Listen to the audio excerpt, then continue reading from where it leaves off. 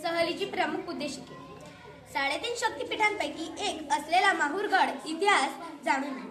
डोंगरदऱ्यांनी वेढलेला या भागातील निसर्ग, वनस्पती आणि भौगोलिक रचनेचा प्रत्यक्ष अनुभव घेऊ. सामूहिक प्रवासातून विद्यार्थ्यांमध्ये शिस्त, सहकार्य आणि मैत्रीची भावना जोपासली. सकाळी 7:30 वाजता सर्व विद्यार्थी शाळेच्या परिसरात जमा झाले. किती विद्यार्थी हजर आणि किती विद्यार्थी गैरहजर आहेत हे समजण्यासाठी सरने सहलीची यादी काढली आणि सर म्हणाले ज्याचे नाव मी या यादीत पुकारेल त्याने आपापले हात वर करावे. यामुळे किती विद्यार्थी गैरहजर आहेत याची संख्या कळते. ते गैरहजर विद्यार्थी येईपर्यंत आम्ही तिथेच वाट पाहिली आणि ते विद्यार्थी आल्यानंतर आम्ही व्हॅनमध्ये बसलो आणि व्हॅन निघाली आणि आम्ही 4 व्हॅन केल्या होत्या. 4 व्हॅनमध्ये 4 शिक्षक होते. व्हॅनमध्ये बसल्यानंतर आम्ही फोटो काढले, गाण्याच्या भेंड्या खेळल्या. आम्ही स्वर्गात आकाशगंगा हे गाणं पाठ केलं होतं, त्यामुळे टीचरने आमचा व्हिडिओ काढला. प्रवास करताना खूप थंडी हवा लागत होती. आम्ही प्रवास करताना नदी पाहिली. रस्त्याने आम्ही खूप सारे घाट बघितले. आम्ही एका निसर्गरम्य मंदिरात जेवणासाठी थांबलो. जेवण झाल्यानंतर आम्ही परत व्हॅनमध्ये बसलो आणि परत आमचा प्रवास सुरू झाला. माहूर येथील सहलीमध्ये अनुसूयामाता गड हे एक अत्यंत महत्त्वाचे आणि निसर्गरम्य ठिकाण आहे. अनुसूयामाता ही महर्षी अत्रि ऋषींची पत्नी आणि सतीत्वाची प्रतीक मानली जाते.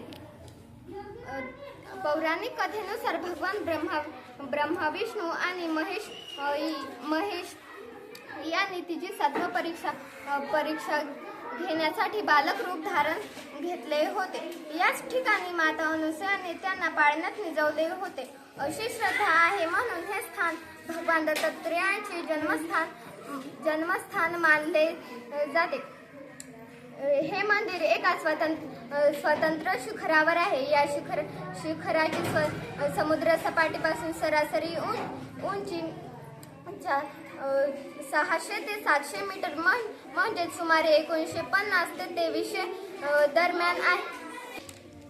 हे ठिकाण अजिंठा डोंगर रांगांच्या पूर्व भागात येते. या भागाला 5 शिखरांचा समूह असेही म्हटले जाते. उंचीवर असल्यामुळे या गडावर खालच्या भागाच्या तुलनेत तापमान थोडे कमी असते आणि हवेत गारवा जाणवते.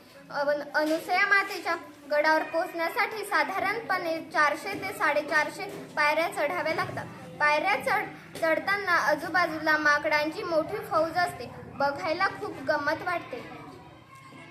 अनुसूयामाता हे माहूरगड नांदेड महाराष्ट्रातील एक प्रसिद्ध स्थळ आहे, जिथे अत्रि ऋषींची पत्नी सती अनुसूया मातेचे मंदिर आहे. चला तर मग आपण जाऊया अनुसूया गडावर.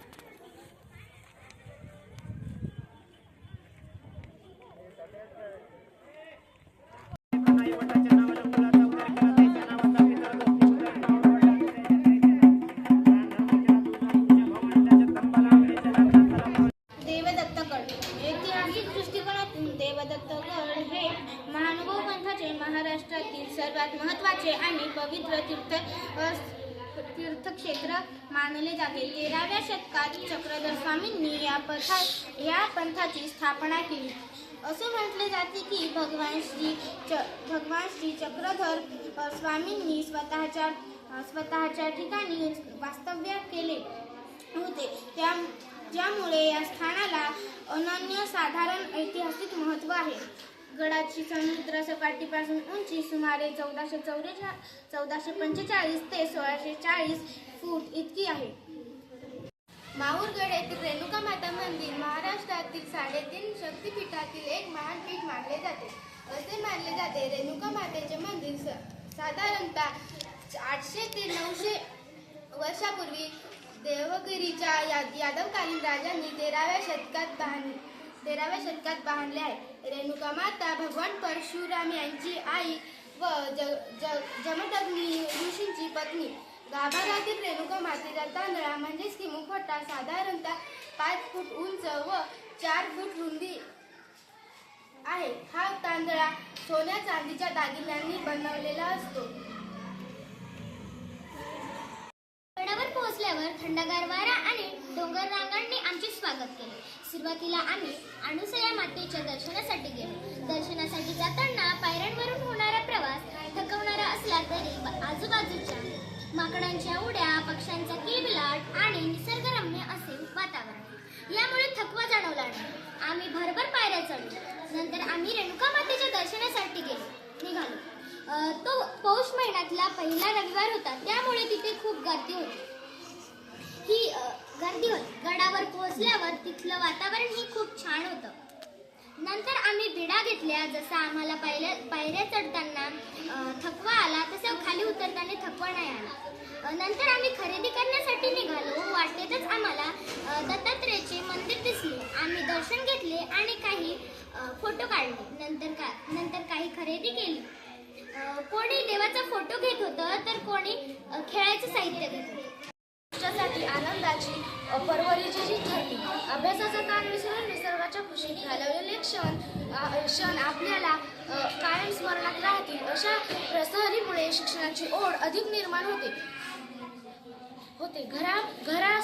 घरातून दूर क्षणाच्या मार्गदर्शनाखाली गराने वावरल्यामुळे आमचा आत्मविश्वास आणि स्वलंबन वाढते. निसर्गाच्या सानिध्यात राहिल्यामुळे पर्यावरणाचे रक्षण किती महत्त्वाचे आहे याची जाणीव झाली. अशा प्रकारे नामांची सहल यशस्वी झाली. साधारणतः संध्याकाळी 5 वाजता आम्ही परतीच्या प्रवासाला लागलो. माहूरच्या आठवणीत घेतलेले छायाचित्र आणि नवीन माहितीचा यांचा साठा घेऊन आम्ही घरी परतलो. ही सहल केवळ सहल नसून ही एक संस्कारी शिबिर ठरली. सहल यशस्वी करण्यासाठी मी शिक्षकांचे आभार मानते. पटापट लक्ष्मी घर के अंदर प्रसन्न होके अंदर आएगी. पटापट रांगोळी वाया घालायची नाही. सासूबाई आपल्यावर चिडतील. मग राहिलेला तटकडे देवापुढे जावी करता अपघात लागून सासूबाई से मुझको डरना है. मेरे लाइफ देंगे बच जाएंगे.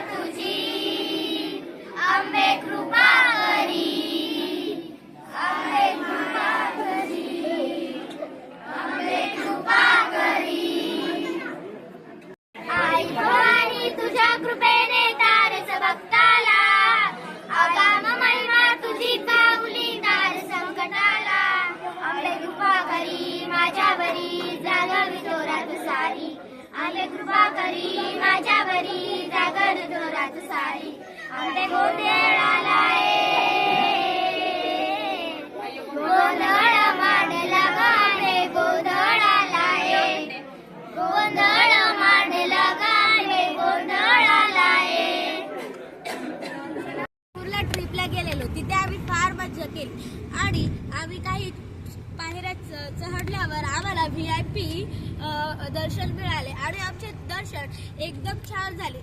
तिथे माहूरच्या मंदिरामध्ये एकदम स्वच्छता होती आणि भारी होतं. खूप छान होतं. आमचे दर्शन खूप चांगले झाले आणि आम्हाला खूप मज्जा आली. मला खूपच मजा आली. आम्ही माहूर गडावर गेलो. तिथे ओम होता. आमचं दर्शन पण चांगलं झालं आणि तिथे आम्हाला खूपच मजा आली. म्हणजे असं रेणुका मातेपाशी गेलो. तिथे आम्हाला मजा आली खूप. आमचं दर्शन पण चांगलं झालं. तिथे आम्ही गडाला गेलो. तिथे खूप छान होतं पाहण्याजोगं. तिथं खूप सारे मूर्ती होते आम्ही देवदत्त, अणुसाहेब माता आणि इथे पण गेलेलो. तिथे खूप छान जत्राही भरलेली होती आणि छान होतं, तिथे खूप छान होतं. आम्ही सर्वजण गेलेलो, आमच्या शाळेतून गेलेलो. तर अणुसाहेब माता इथे खूप सारे बांगर होते, तिथे फोटो काढायला सुद्धा होतं, सर्व जेवायला सुद्धा होतं आणि आम्ही नंतर घरी आलो. आता आपण परतीचा प्रवास करत आहोत.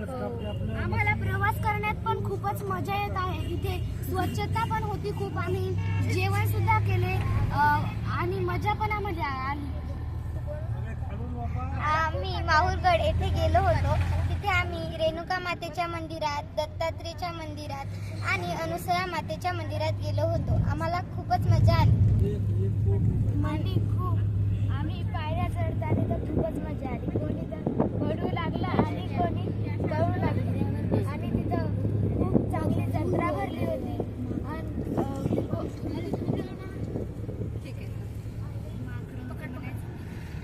तर तुम्ही एकदा माहूरला येऊन जा आणि खूप मजा करा. माहूरला जशी आम्हाला मजा आली तशी तुम्हाला येईल.